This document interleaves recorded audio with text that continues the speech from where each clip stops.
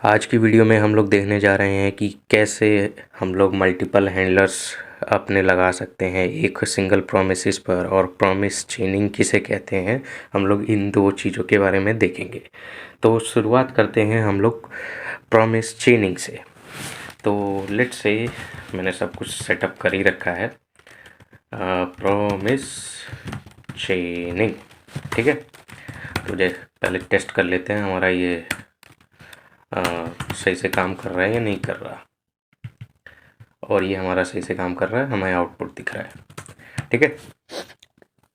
तो अब हमें प्रॉमिस चेनिंग करनी है। तो प्रॉमिस चेनिंग का मतलब क्या है कि जैसे आपका एक प्रॉमिस कंप्लीट हुआ, तो उसके बाद जैसे ही उसका हैंडलर चला, तब ना एक नया प्रॉमिस रन करा, फिर उसका हैंडलर चला तो उसमें एक नया प्रॉमिस रन करा। ऐसे करते करते हैंडलर के अंदर नए प्रोमिसेस हम बनाते चले गए, और ये इसे ही कहते हैं हम लोग प्रॉमिस चेनिंग।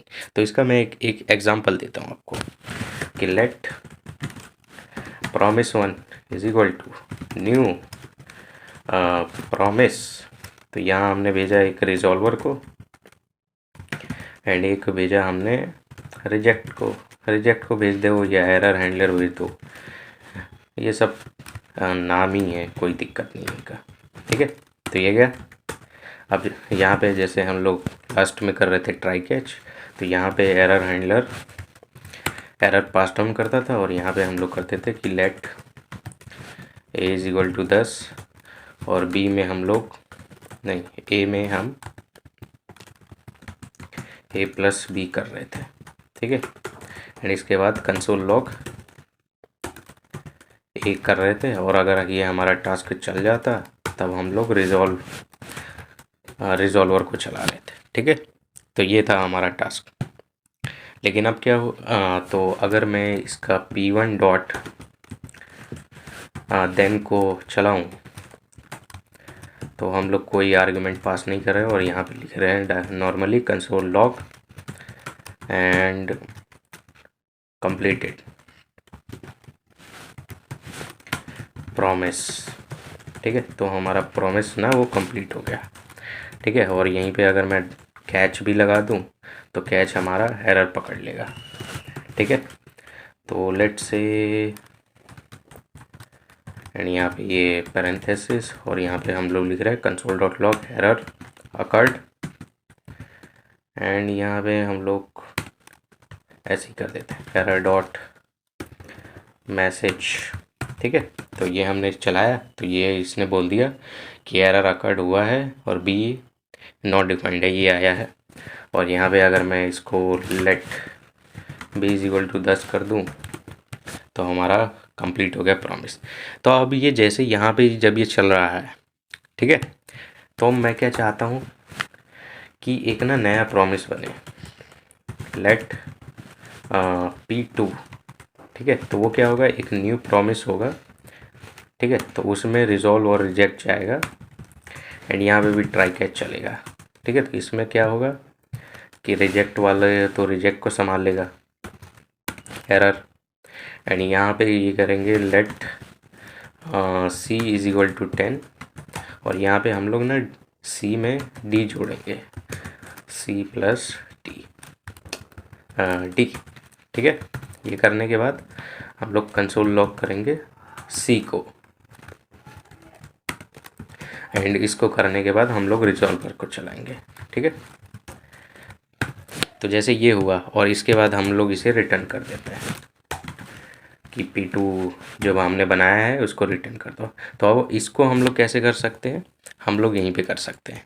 जैसे ये पहला दिन चल गया ना, तो इसके बाद हम यहाँ पे आके बोल सकते हैं इसको कि डॉट देन यहाँ पे लगा दो, ठीक है। और यहाँ पे हमारा आ जाएगा console dot log and promise P2 is resolve, ठीक है। ऐसे करके मैं लिख दूँ, तो अब देखते हैं क्या होता है, ठीक है। तो हमारा जो ए वाला है वो तो नॉर्मली चलने वाला है, यहाँ पे लिख देते हैं हम लोग प्रॉमिस P1 इज रिजॉल्व,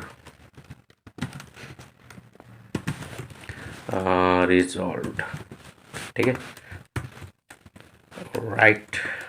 तो तो इसको फॉर्मेट करने के बाद ये हमने चलाया, तो देखो अब किस तरीके से चला है। सबसे पहले आया हमारे पास 467 मतलब ये वाली कंसोल लॉग करा उसने 20, ठीक है। और उसके बाद 475 वाली लाइन चली ये कि प्रॉमिस P1 इज रिजॉल्व। इसके बाद जब हमने P2 एक नया प्रॉमिस यहाँ पे बनाया, ठीक है, तो यहाँ पे टेक्निकली एरर आएगा क्योंकि यहाँ पे डी डिफाइंड ही नहीं है और मैं C+D कर रहा हूँ। तो इसके लिए ये रिजेक्ट वाले पार्ट में चला गया और एरर वाला ना हमेशा ये सेम ही चलता है, ऐसे ही चलता है। इसके लिए आप डॉट कैच ही लगाओगे तो ये यहाँ के भी एरर ये पकड़ लेगा एंड यहाँ का भी एरर ये पकड़ लेगा, ठीक है। तो अगर तो यहाँ पे ये वाला रिजॉल्व नहीं हुआ और इसने डायरेक्टली बोल दिया एरर अकर्ड, एरर है डी इज़ नॉट डिफाइंड, ठीक है। तो ये यहाँ पे आया और ये वो किसका है, वो इस वाले का है, P2 प्रॉमिस का है क्योंकि डी इसमें यहीं पे है, ठीक है। तो अगर मैं यहाँ पे बोल दूँ कि मान लो जो तुम्हारा डी है ना वो 20 है, तो अब कोई एरर नहीं आएगा। और अब मैं चलाऊँ तो ये आ गया, तो इसने बोल दिया भैया 20 प्रॉमिस P1 रिजॉल्व हो चुका है, फिर C की वैल्यू 30 तो P2 भी रिजॉल्व हो गया। तो ऐसे करके हम लोग इसी को बोलते हैं प्रॉमिस चेनिंग। तो इसमें क्या हुआ, हमने एक प्रॉमिस जब कंप्लीट हुआ तब जाके दूसरा प्रॉमिस एक और लगा दिया कि भाई अब इसको कंप्लीट कर, फिर उसके बाद जब वो कंप्लीट होगा तो अगला चलेगा, ऐसे करते करते ये चलता रहेगा, ठीक है। तो इसे हम लोग प्रॉमिस चेनिंग कहते हैं। तो इसका हाँ हम लोग कई बार यूज़ करते हैं, जैसे कि अगर मैं आपको नॉर्मली एग्जांपल दूं तो जैसे हमारे पास डेटाबेस है तो उसमें पहले हमने क्वेरी करी कि हमें ना हमारे फ्रेंड का वो दो, फ्रेंड की आईडी ला के दो।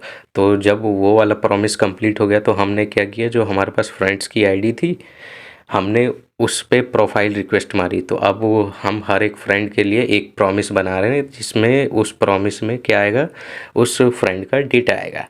तो यहाँ हमने प्रॉमिस के अंदर एक नया प्रॉमिस बनाया है, तो इसे वहाँ पे हम लोग प्रॉमिस चेनिंग का यूज़ करते हैं, ठीक है। तो प्रॉमिस चेनिंग का यूज़ ऐसे किया जाता है। अब हम लोग देखने वाले हैं कि एक ही प्रॉमिस पर हम मल्टीपल रिजॉल्वर कैसे लगा सकते हैं। तो उसके लिए मैं इस सबको कमेंट आउट कर देता हूँ यहाँ तक। कहाँ गया, ये रहा, ठीक है। तो प्रॉमिस चेनिंग हमारा हो गया। अब इसके बाद हम मल्टीपल हैंडलर्स लगाते हैं। तो मल्टीपल हैंडलर्स कंसोल लॉग करते हैं, मल्टीपल हैंडलर्स, ठीक है। और ये हमारा सही से काम कर रहा है, ऑलराइट। तो हम एक प्रॉमिस बनाते हैं P1। तो ये एक नया प्रॉमिस है, प्रॉमिस, ठीक है। तो ये क्या लेगा, एक रिजॉल्वर लेगा और एक लेगा रिजेक्ट, ठीक है। तो इसमें हम लोग वही ट्राई कैच ही डालने वाले हैं, सबसे ज़्यादा आसान वही रहता है ट्राई कैच डालना, ठीक है। तो रिजेक्ट में हमने एरर पास डाउन कर दी और यहाँ पे let a is equal to 10।